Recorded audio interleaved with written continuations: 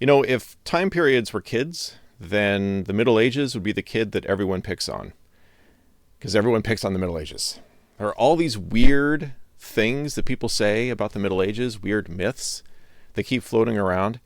And one I want to talk about today is one that shows up in John Green's Crash Course World History, which is a great series of videos. I highly recommend you go and check it out. But there's something he says in one of those videos that is one of those weird myths that people keep repeating. Here, watch the video. But even before the Ottomans, Venice had experienced trading with the Islamic world. It initially established itself as the biggest European power in the Mediterranean thanks to its trade with Egypt's sultan in the outlandishly lucrative pepper business. Can't blame the Europeans, really. That stuff's delicious. Oh, you mean like actual pepper? That's good too. Especially since it masks the taste of spoiled meat, which most meat was in the days before refrigeration. So he says that in the Middle Ages, people in Europe ate rotten meat. And because rotten meat doesn't taste good, they would slather the rotten meat in spices. But spices don't come from Europe, they come from Asia. And so the Europeans were motivated to go to Asia to get the spices. And that's why we had the age of exploration. And this is not the first time that I've heard this myth repeated. I actually was taught this in school when I was a kid. And I wonder sometimes when people say these things about the Middle Ages, I wonder if they stop and really think about it. Because does it really make sense that people would eat rotten meat? Like, have you eaten rotten meat? Have you ever smelled rotten meat? Like, how can you imagine anyone thinking, I'm going to sit down and eat that? And the thing is about the Middle Ages is that it was human beings. It was Homo sapiens. And I feel like sometimes people forget that that's the case. But people in the Middle Ages were just as human as we are. They had the same physiology, the same anatomy, the same dietary needs, and they reacted to the same toxins that we do. If eating meat that is rotten would make us seriously ill or kill us, why wouldn't it do that to people in the Middle Ages? And the fact is, it would have. And that's why people in the Middle Ages did not eat rotten meat. They simply did not eat it. It's not true. It did not. It's not a thing. That's not why people in the Middle Ages wanted spices. People in medieval Europe wanted spices because they liked the taste of spices. The same reason we have spices in our cuisine today. You know, we use spices in our cooking not because we're trying to. I don't know. Oh, okay. I'll just. All right. It's just annoying. It just annoys me. So, but that raises the question though, if they were not eating rotten meat, then how were they eating meat? Because they didn't have refrigeration. And we know that if you let meat sit out for a few hours, it'll go rancid and you can't eat it. Or rancid, I don't know if rancid is the right word, but it'll go bad and you can't eat it. So how do they do that? The fact is they were able to eat meat and they were able to preserve meat. But in order to understand how they were able to do that, let's take a step back and look at what causes meat to spoil. And what spoilage of meat means, bacteria or fungus or something is growing on the meat and eating the meat. So if you can prevent the microorganisms from growing on the meat, then you can prevent the meat from spoiling.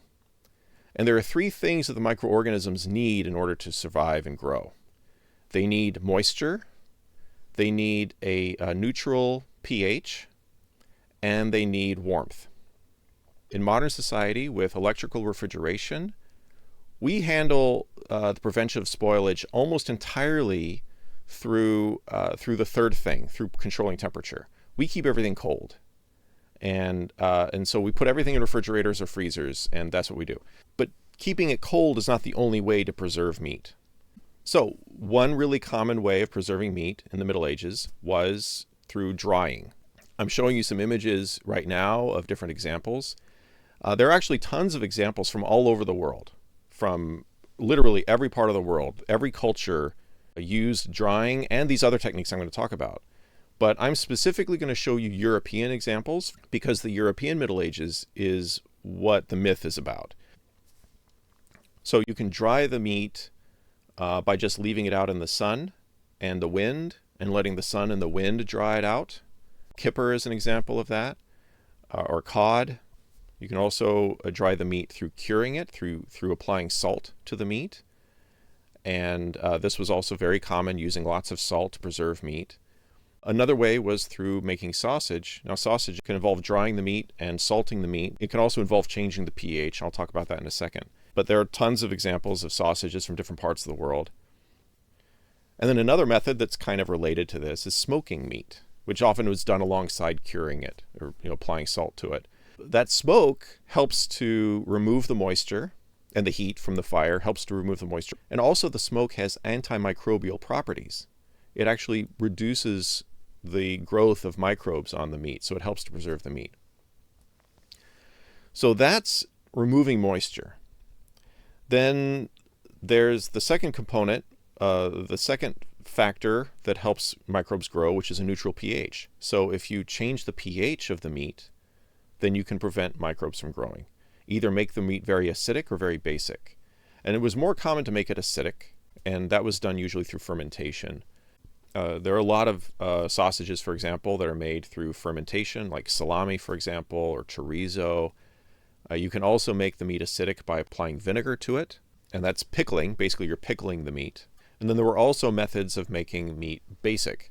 An example of this is lutefisk from Norway, where they would take fish, usually cod, and treat it with lye to make it a very high pH. Okay, so I've talked about water and pH. The other factor is temperature. Obviously, they did not have the same ability to control temperature that we have. They did not have electrical refrigeration like we have. But they did use ambient temperature to their advantage. So for example, when they would slaughter animals, they usually slaughtered animals at the end of the season when it was getting cold, about November. That's usually when the family pig that they had been raising during the summer, that's when they would slaughter it. And then they would eat some of it, and then they would take different parts of the pig and start drying and salting some of it, start turning some of it into sausage. Then also there was another technique of using temperature, which is confit. There's a dish called duck confit, at least that's the only kind of confit I'm familiar with as an American. Confit is when you take the meat and you have it immersed in its own fat. Like duck confit, it looks like it's just a bunch of like fat, but you dig into it and there's duck meat inside. There's duck. And the way you do that is you heat the duck up. You heat up the fat and the duck to kill the germs. And then you put it, and in the Middle Ages, they didn't know they were killing germs. But anyway, they knew that if they do it this way, it won't go bad. But you heat it up, and then you let it cool with the stuff, with the meat inside of the fat. And then the fat forms a casing or forms a barrier so bacteria can't get into the meat. And nowadays, a lot of these old cooking methods or these old dishes are preserved simply for tradition. Like lutefisk, for example, I don't know, probably some Norwegian people actually really like the taste of lutefisk, I assume. But there are a lot of people who eat lutefisk simply because it's traditional to eat lutefisk during the holidays. And that's true of a lot of these cultures. Where there's a special sausage you eat at Christmas time, or there's a special dish that you eat at Easter time. That's because what you do is you preserve the meat. You would go through the laborious process of preserving the meat, and then you'd have it on hand, and you could eat it at a holiday when it would not actually be time to slaughter an animal. Like at Easter, for example, you wait all through Lent, not eating any meat. Then at Easter, you eat meat, but you're not going to slaughter an animal necessarily in April because it's getting hot. So you would take the preserved meat, the sausage and the cured beef and stuff that you've been preserving, and then you eat that at Easter time.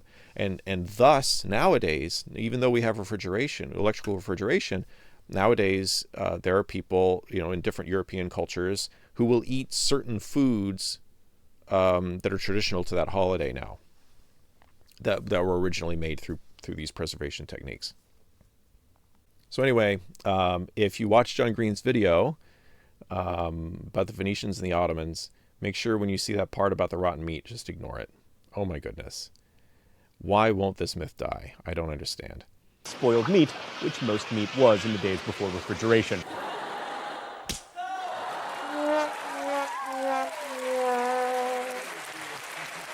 So let me just end on a reminder. I know I'm repeating myself. People in the Middle Ages were human beings. They were members of the same species that we're members of. They were not different. They had the same physiology that we have. Okay, thanks for watching.